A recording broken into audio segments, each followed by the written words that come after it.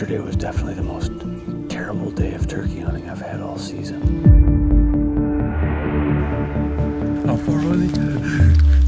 He was a little long. He was a little long.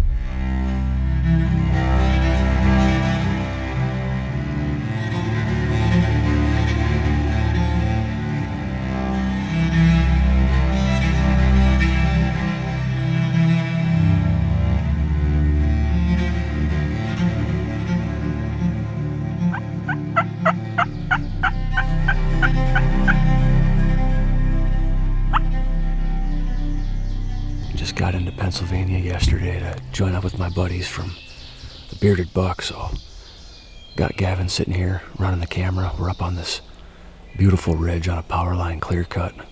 Got a grouse drumming to our right, turkeys gobbling to our left. Only problem is they're not very close, so we're gonna give it a couple more minutes here and make sure there's not a bird that's closer to us that hasn't talked yet, but it sounds like the birds that are gobbling are kind of maybe just down at the bottom off to our left here, or potentially even down across on the other ridge. It's kind of hard to tell right now, but we weren't able to get out here to roost last night because it was so windy. So we ended up just kind of getting to bed early, getting some much needed rest for the week ahead. And we're just gonna see how this whole thing plays out. Gavin did have one roosted up in this area yesterday morning, so that's why we started here. But we're in a good spot. We're starting high, so we can move down on them if we need to. And it's just starting to break daylight right now, so the morning is young, but we're gonna start plotting our next move.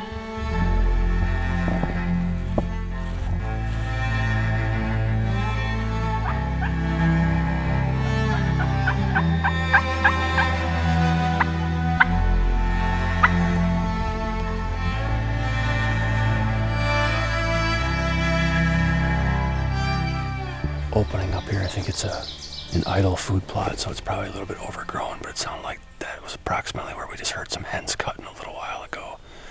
But the gobblers, as soon as they flew down, completely zipped up, but not surprising. Clearly they're with hens because we heard all that cutting and cackling. So I think we heard at least one of the hens fly down, unless she was already on the ground just cutting, but it sounded more like a fly down cackle actually.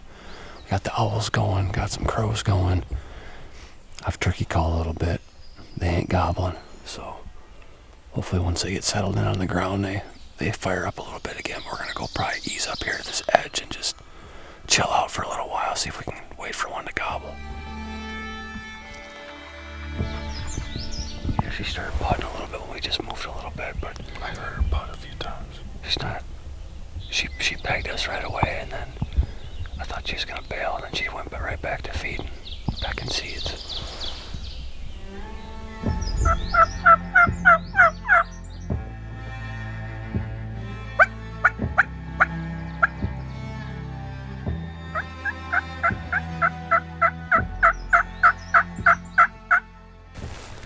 I just slept and hallucinated for an hour, and now we're gonna get up, we're gonna go move, we're gonna sit back down, and I'm gonna sleep and hallucinate for an hour.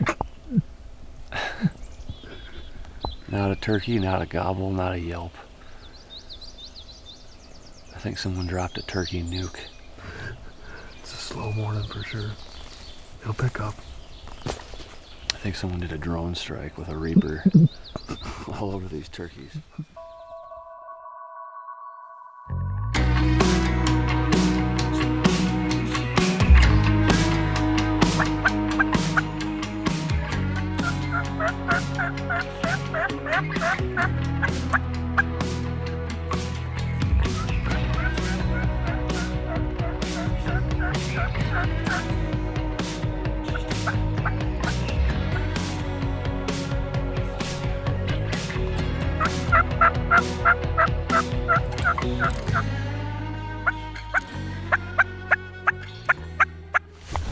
Alright, it's been tough today. The birds have not said a peep since they hit the ground this morning.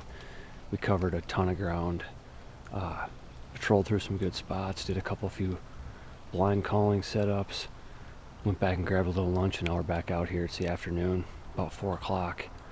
Fly up is around 8:30, 8:45, so we're in an area where we got a stealth cam, pretty consistent bird activity coming through in the afternoons.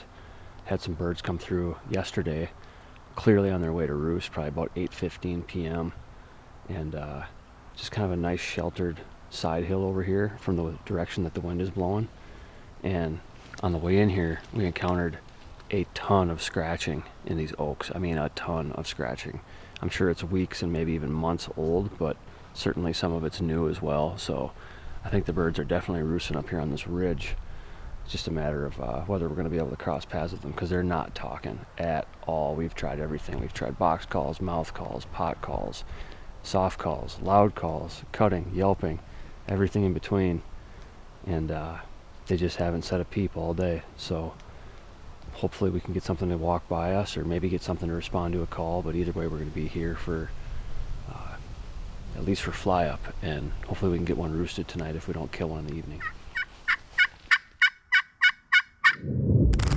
Every gobble you hear and every strutter you see, all those glorious mornings that you take away from the spring turkey woods, none of it would be possible without the National Wild Turkey Federation.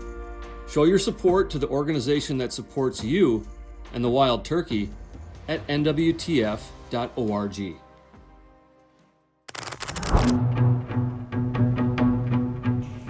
Yesterday was definitely the most terrible day of turkey hunting I've had all season. Never got any ground gobbling at all after fly down. It was just a treacherous day. It was windy, it was a little bit chilly, but still can't believe that we couldn't strike a gobble with how much ground we covered.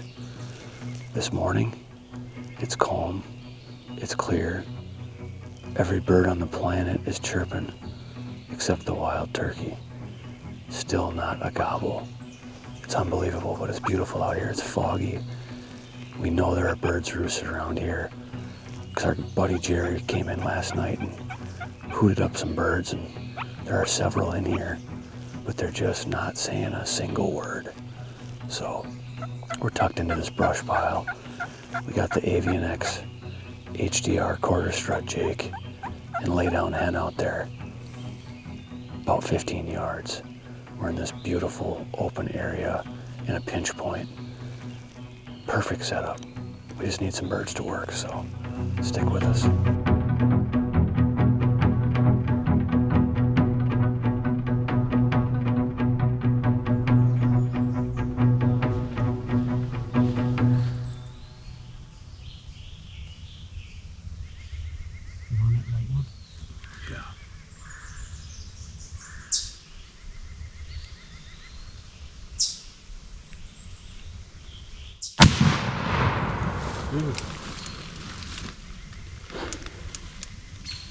Dude, I saw the beard on the...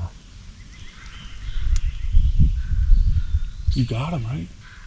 Are you kidding me? Are you kidding me? Typical turkey hunter. We're sitting here debating every single possibility and every single possible move. What we're going to do in the next 10 minutes, in the next 10 hours, in the next 3 days. What we're going to do next year if I don't freaking shoot one while I'm here.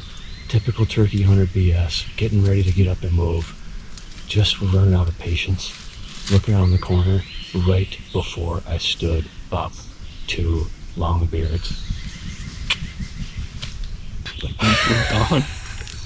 We're done, dude. Congratulations, man. I really appreciate it. Mm-hmm.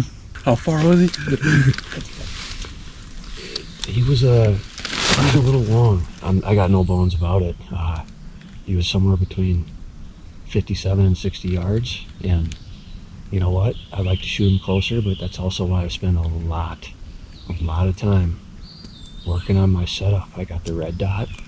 I got the number 9 Federal Heavyweight TSS. I got a choke that I spent a lot of time selecting after a ton of pattern testing, and I know what this gun does. And I could just tell he was in the kill bubble, so they started to get a little bit weird. He was periscoped, full vital exposure, head, neck. That's that.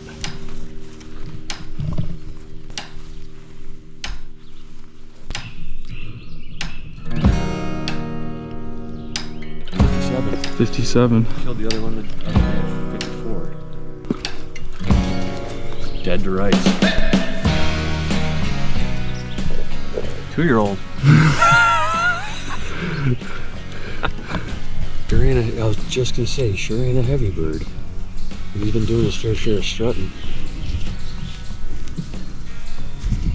Well, he must have a little lean to him because his primaries on this side are more worn down.